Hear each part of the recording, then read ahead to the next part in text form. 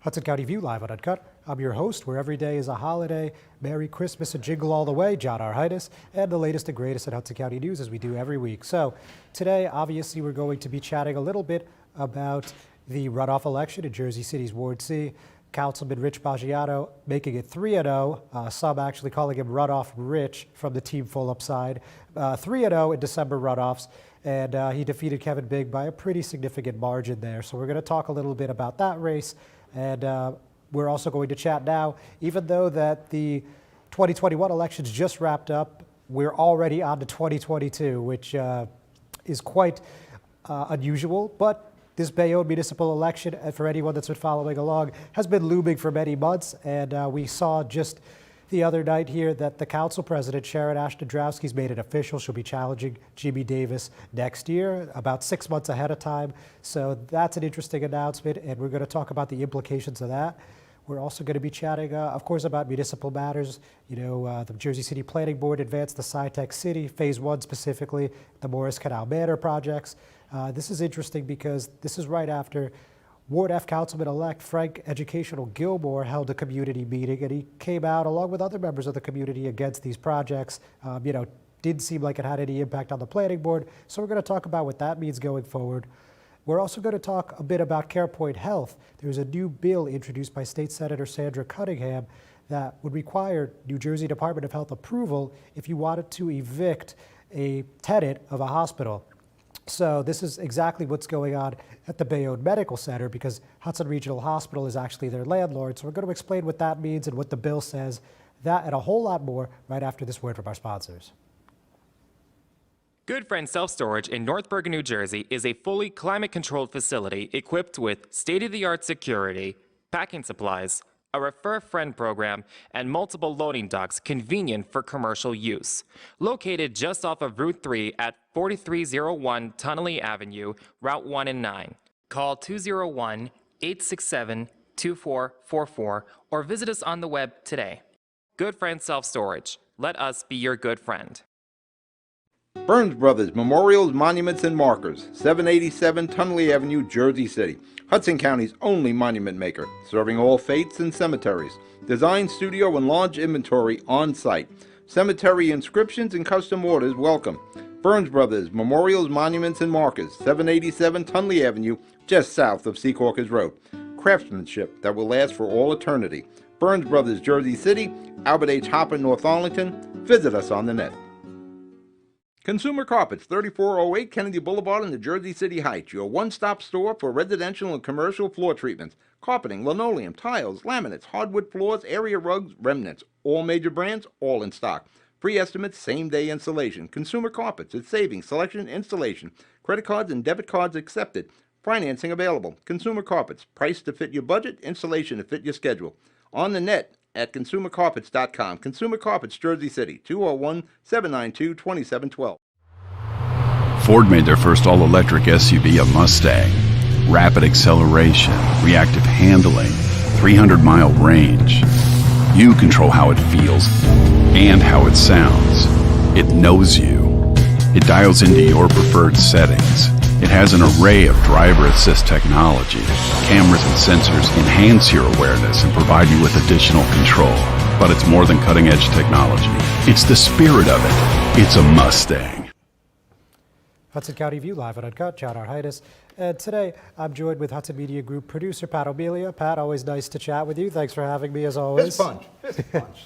So, nice place you got here. Thanks. I moved your table there because I know I was going to hit it with my knee. That's fine. So, yeah, let's talk about the runoff. I know you were obviously rooting for the councilman, and he had a pretty good showing. The preliminary totals had up by about 16 points, and it looks after provisionals that number's only going to go up. Sure. So what do you think about this result? Anything surprise you about this race? Well, the thing was, Richie had a constituency. You knew his people were going to come out. Fulop has a constituency. You know his people were going to come out. So there were two constituencies you could count on, and then the HCDO and the JCDO.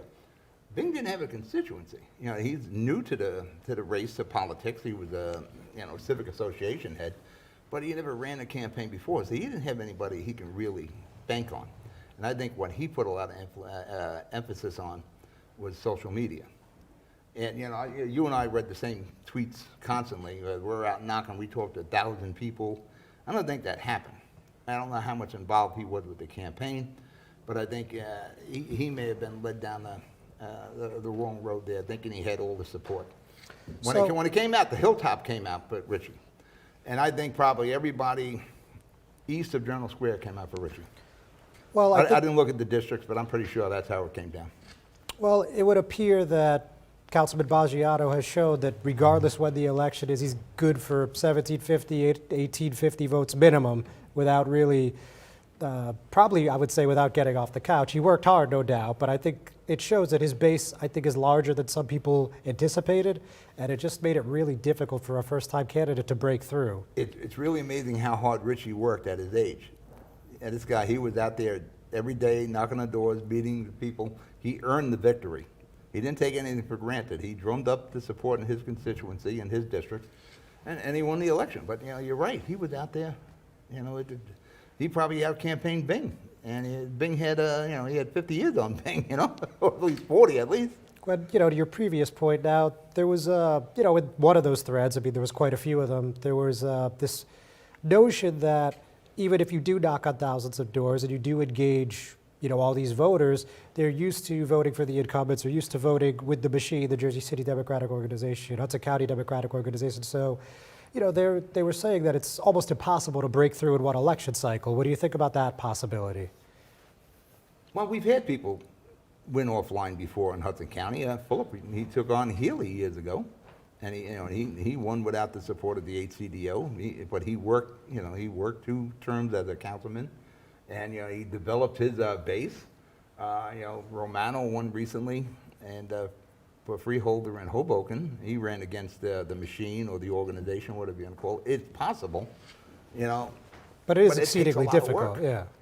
You see the progressive, they're talking about we got to change the columns and the Well, they want to get rid of the line, which I don't know. I don't think that sounds like a bad idea, but I don't think it's going to happen either. Well, the reason they're asking for that is they probably can't win the way it's set up now. And I can appreciate that, but they got a long way to go before they can force this kind of a change. Well, this is how it's been in Jersey. Yeah, no, it's been like this for the beginning of time. Yeah, right? It's been going back, from the Hague days, this is how it was. Yeah, no, I'm certainly a long history of. But it's not impossible to beat the machine. It's been done. Yeah. Look at Brett Schindler. Yeah, it's uncommon though. He was a Republican, no less, but it can be done. Right. But I think a lot has to do with the environment. What the economics of the environment is. What's the attitude of the people. With what's going on presidentially. Like with Murphy, I think Murphy should have won bigger, but I think there was a Biden effect. I think there's always some sort of effect, even in local politics, in elections. I'd agree with that. I'd like to see us go back to May instead of November, where the focus is on Well, that's an interesting thought. It would be really something, because it looks like next year we're going to probably have a referendum on moving the Board of Ed back to April. Now, subject to change, but it looks like today that's the situation we're heading in. So that would be an interesting dynamic if you had the school board in April, then the municipal in May. Well, I think if we do the school board back in April, the budget comes up to vote then. Yeah, it's a public vote on the budget. Yeah, that would be interesting to let the people vote on the budget. And there's a possibility that, Mayor Fulop may again think about an appointed board. Yeah, I mean, I would imagine, and we could speculate on what the future holds all day, but I would imagine that they're going to do the referendum next year, and then in 23, if that passes, then you might see the appointed board make its way back. But with that said, let's talk about the recent happenings. Was I supposed to press the button on that clock? I believe so. We ready for a break yet? You just say when. We can go break anytime you want. Because I'm supposed to be working the timer here. It's all right. But we got right into the conversation. So John will just wave his hand. We'll go to break. All right. So with that, similarly on the point of the line, we see some people now, there was actually an editorial just last night on my site, a reader talking about that ranked choice voting might be the way to go. And, you know, talking about tradition, these December runoffs always historically low turnout, right?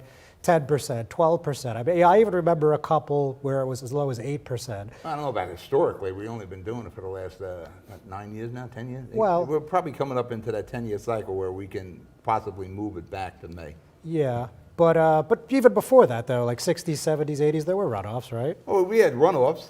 You know, there was always low voter turnout, even in the governor's race. What was the final number in voter turnout? Was it like 24% or something like that? I think it's about right, That's pretty statewide. bad. You know, anybody complaining about the voter turnout there? We always say, well, we had low voter turnout, but it's low voter turnout all the time. Yeah, I mean, well, so that's interesting that you say that as well, because we're talking about social media and how, and that editorial also said that social media just doesn't translate to real life, and we've seen that that's often true. But how do you take, you know, that energy on social media, how do you take that energy to the doors and get those average voters, those common voters, uninformed voters, whatever you want to characterize them as, to come to the polls? I was once told the best way to get someone to vote for you is to ask for their vote. So that's shake the hand, kiss the baby, knock on the door, and ask them, please vote for me on November 2nd, November 3rd, whatever the date is.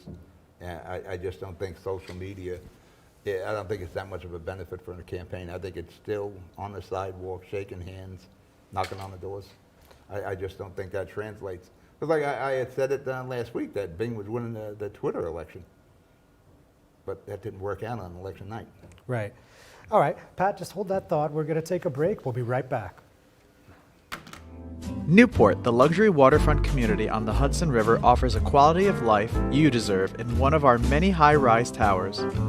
With amenities such as the on-site Newport Path, light rail, Newport Town Square, 3 playgrounds, dog run, upscale restaurants, retail giants like Kohl's, JCPenney, Macy's, and Target. Morton Williams and Acme Supermarket are just outside your front door. A health and fitness center, skating rink, and medical facilities are also on site. Enjoy the New York skyline from our waterfront and various parks. Manhattan is just one pass stop away, or a quick ride through the Holland Tunnel. Nursery and private elementary schools all on site. 12-screen movie theater at the Newport Center Mall. Looking to visit? Stay at the Westin or Marriott Hotel. For more information, visit us at newportnj.com. Make lasting memories to cherish forever. It's incredible. It's you, Newport. Live like you want. Hudson County View live and uncut. John Arhitis, and I'm still here with Hudson Media Group producer Pat O'Melia. So, you know, look, it's going to be interesting to see what the future holds in Jersey City. Yes, the countdown is going. Nice work. Thank you. The future. What do you want to talk about this? So the other thing, you know, we're talking about looking ahead a little bit. A lot of people have discussed and are speculating what Mayor Fulop's going to do. At this moment in time, many think he'll be running for governor in 2025 in that Democratic primary. Of course, Phil Murphy will be term limited out, so we're going to see a new challenger from the Democratic side. And interestingly, we saw that Super PAC, Coalition for Progress, spend $25,000 in the Hillside Council and large runoffs. So obviously that's a PAC that's closely linked to the mayor. So it looks like this is already underway in some capacity. No, Mayor Fulop is a generous person. He's probably just trying to help somebody down there. You know, we're talking about beating the machine. We're talking about beating the organization before in the first segment. You have to talk about Sweeney, who was taken out by really an unknown. And he beat the machine, he beat the organizations and all. So it is doable. Now, looking at Fulop in, what is that, 2025? They're already talking about him as probably the leading candidate from the Democratic side. You hear a lot of Mikey Sherrill, and you hear Mayor Fulop. He's off 3 successful wins. Jersey City, you and I argue with him on occasion. We don't agree with everything he does, but he's got Jersey City going in the right direction. Yeah, and it's the Via bus service he has. You know, you got other municipalities and other cities that are trying to copy that. Everything he's done is being emulated elsewhere. So he's hot right now, and he checks off a lot of boxes this time because he fooled around with it back when it was 2017. For that he was race, single yeah. there. Now he's married. He's got the 2 kids. He's got a good-looking wife. That all works out on the campaign trail. And it worked for JFK with Jackie O. And we got Jackie F. We got the similarities there. That's one way to put it, yes. Well, look, I mean, yeah, he's definitely in the mix right now, but we're 47 months away, so we'll see. So with It's that, amazing they're already talking about it. And we didn't even inaugurate Murphy in for a second didn't even term get yet. sworn in yet. So Yeah, I have a studio in Ocean County, and they're already talking about the next election. You know, we had the thing with Norcross and Sweeney up here months ago.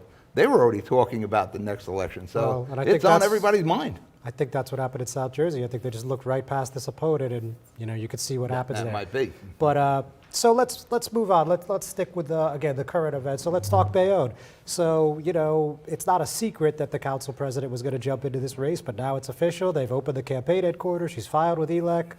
And I imagine she has something that resembles a team. We didn't get a formal announcement just yet on Wednesday night. But what do you think about this matchup for May 10th? We're 6 months out. Again, we talk about constituencies. Sharon, she was elected with Jimmy Davis. She was on his ticket. In 14 and 18. Yeah, I think Jimmy had. Jimmy's beloved, Mayor Davis in Bayonne. You never hear a bad word said about him, and it seems like everybody in Bayonne personally knows Jimmy Davis, not just from politics, but from his days as a cop, from somebody who grew up in the town. High name recognition, And sure. he's going to be very difficult to knock off. And the organizations are going to be behind him. You can guarantee the unions are going to be behind him. You can guarantee the HCDO is. He's got 2 labor endorsements already. So he's probably going to get the ILA. You got Sampson there. So I think in Bayonne, it's going to be a dogfight. Usually is. But it's going to be very difficult to knock off Jimmy Davis. Who's the team around Sharon? That's what I'm interested in. Who's behind Sharon? Yes. Who's running the campaign? Well, look, that's a fair point. We don't know too much about Mayor Davis's reelection campaign either. We know that Vision Media is doing the comms, which is no surprise to anybody. He's already doing the press releases. Right, No? so that's not a shock, and we know that he's got Scorpio Consulting doing his fundraising. That's Layla Sadeghi. But we don't really know where anyone else is involved, if they've been retained, if they're having conversations. I'm sure they're having conversations, but that's all we know really officially. Like Sharon hasn't announced a spokesman or woman. She hasn't announced a campaign manager. I know Rain Casaglio is helping her, and she was a top aide to Assemblyman Travelati. But other than that, I'm not really sure how this is going to shape up. We don't know who's council candidates are going to be. There's 2 names we're all waiting to hear are they involved. Nick Travelati and Joe DeMarco. Are those 2 involved? I'll almost guarantee they will be. Well, certainly. I don't know if it'll be public, but I guarantee that we'll find out as I'm things sure transpire. I would bet a very large wager they're already working the back channels, and I would also bet that they are not going to be helping out Mayor Davis this time around. But No, Nick had an issue with Jimmy Davis. I forget what it was. Something happened there. So there's no love lost there, as you and all of our viewers know. So we're going to see. But yeah, it's going to be interesting. I'm very excited as you are, and I'm sure everyone watching is. There's head-to-head matchups. What's going to happen in the first ward, second ward, third ward at large. It's all up in the air right now. I assume that Gary LaPalooza, the third ward rep, will run with Mayor Davis, and I would assume that most incumbents will. But Second Ward Councilman Sal Galais, there's talk he might not seek re-election. So, and at a minimum, he's going to have to replace that at-large seat that Sharon currently occupies. So, and of course, Sharon is likely going to be starting from scratch unless Sal ends up running with her. So the dynamics there are going to be extremely interesting. She's going to need Sal. She's going to need some real names on that council to knock off Jimmy. But it'll be, it's going to be a fun election to watch because, what we've had in Jersey City the last few times out, we knew what the result was going to be. It was just a matter of how big. Mm-hmm. It will be great to see an election. They're saying it's going to be a war in Bayonne. It will be great to cover that. Yeah, absolutely. You and I, we cover Fulop, we cover Sacco, we cover Stack. There isn't a lot of guesswork in what the results of those elections are going to be. But here, it is a possibility that Sharon can make it interesting. She could make it interesting, and again, we don't know what the matchups are going to be. We could do hypotheticals and maybes all day. But, you might get a situation where Jimmy wins in a landslide and Sharon takes the council. You never know. It could go any which way. Well, you'll be covering it the whole time. Yeah. And we'll be here. You're out of time, All right. Pat, thanks so much. Always a pleasure. Ladies and gentlemen, thanks for tuning in. We're not done yet. We'll be right back. I'm going to go work the cameras now. Not everyone celebrates the birth of a baby. You have options. Don't panic. New Jersey has safe havens for unwanted infants. Leave the baby with staff at any hospital, ER, police or fire station, or rescue squad. Call the number on your screen for safe haven locations or go to www.njsafehaven.org. No shame, no blame, no names. Safe Haven. Introducing the all-new Ford Maverick. A truck for people who do stuff. And people who make stuff. People like Gabrielle Union. I make this look good, don't I? Who haul whatever they want to wherever they want. Like wood to build things made of wood with. And friends to get weird with. It's for long trips that the standard hybrid engine with a targeted EPA estimated city fuel economy rating of 40 miles per gallon helps with. That an 8-inch touchscreen connects with. And any trip that this interior makes more comfortable. But we'll let Gabrielle tell you all about it. Or I could just tell them it's a Ford truck that starts at less than $20,000 MSRP. Yep, that works too. The all-new Ford Maverick, built to defy expectations. Thank you all for coming here tonight, and it's fantastic to see all of you. As I said, the last great party I had was years ago when I retired with all the people I worked with, and this is fantastic seeing all of you here tonight. And Mayor, I think you should say a few words. I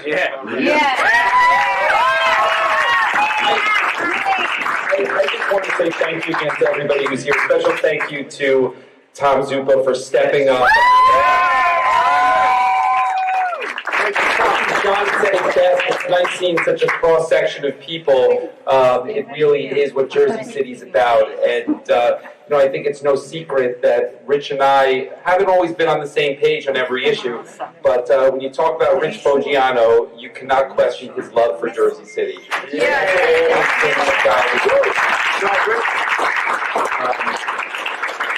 share a brotherhood as the Marine Corps. And a love for Jersey City, and I couldn't be more excited to have the privilege of working with him on the city council. So, our current councilman and our future councilman, Rich Foggiano. Hudson County View live on Uncut, John Arhitis. So obviously you just heard a few brief remarks from Jersey City Ward C Councilman Rich Foggiano, as Pat and I were discussing, elected to his third term on the City Council after the results of Tuesday's runoff came in. And we also heard from Mayor Steven Fulop. So just briefly, just talking about the particulars of the race. So preliminary tallies from the Hudson County Clerk's Office show 1,733 votes for Foggiano and 1,273 for Kevin Big. And that's about a 16-point margin, but that looks like it's going upward as they count the provisional ballots. And the other thing that we talked about as well is, a lot of people upset, dismayed, displeased, et cetera, about the turnout. You had just under 5,000 votes cast on November 2nd. Of course, there were 3 candidates then. And for Tuesday, you had just about 3,000. So, that's a pretty significant dip.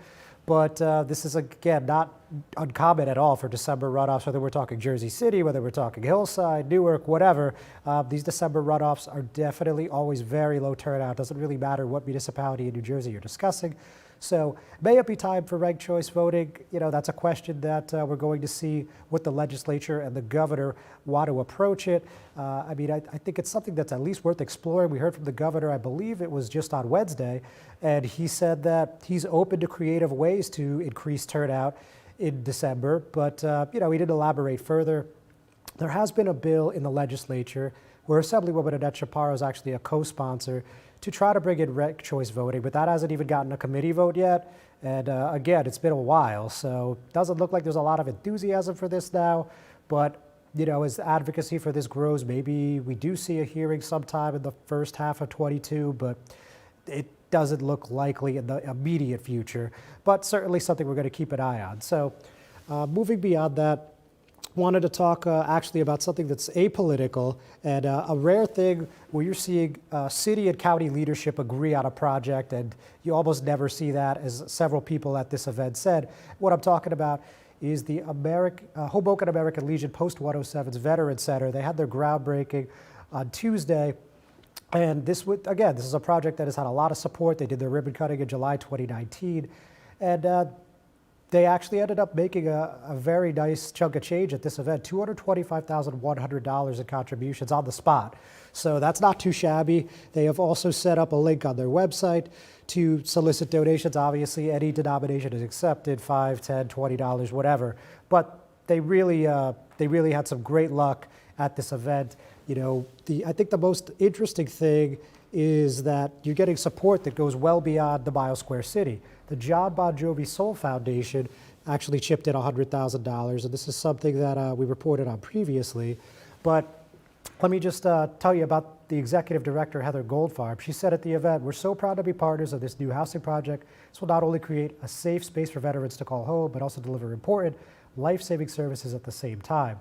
We also saw $100,000 come in from Hoboken Grace Community Church. That's something that was not advertised or expected at all.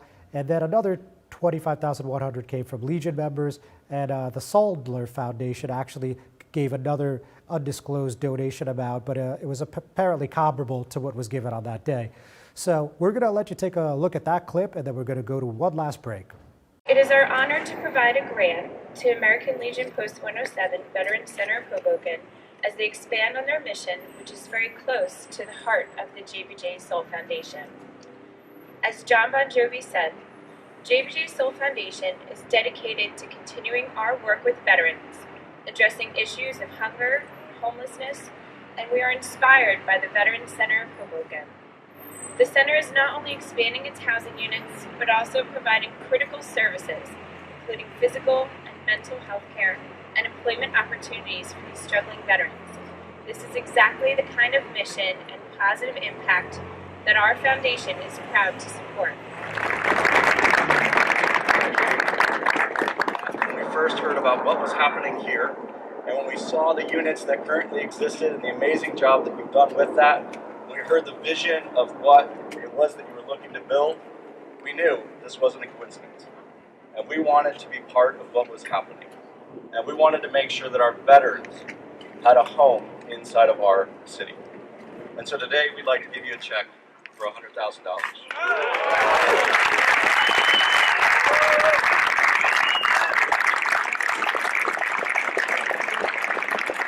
Keep doing the great work. To all of our veterans, you are loved and appreciated. Panapinto Properties, Jersey City, shaping the workplace with state-of-the-art office spaces and addresses your company desires. Building residences that define your home environment, adjacent to all modes of transportation with on-site parking available. The right address, the right lease. Call 201-521-9000 or visit online at panapintodevelopment.com. Panapinto Properties, building Jersey City for everyone. Hudson County View live at Uncut, John Arhitis. So let's talk Mile Square City, specifically the Board of Education for a moment or two here. So as everybody probably knows by now, we are going to have a school board referendum, well, a school referendum, I guess would be a better way to put it, of $241 million in January. We heard about this presentation that was given at the planning board from the BOE on Tuesday. There was no vote or public comment, which not everyone was particularly thrilled about, but this is going to be, again, $241 million project. It's by Mount Vernon Group Architects. It would be 4 stories, 374,700 square feet, 110 car spot garage underneath the school. The first floor of the school would be elevated to comply with FEMA regulations. There's a lot more, but we're short on time. And I just very quickly wanted to tell you about this new bill from State Senator Sandra Cunningham. This is a bill where New Jersey hospitals cannot face eviction without New Jersey Department of Health approval. And if you actually tried to do an eviction without getting that state approval, you could face a fine up to $1 million.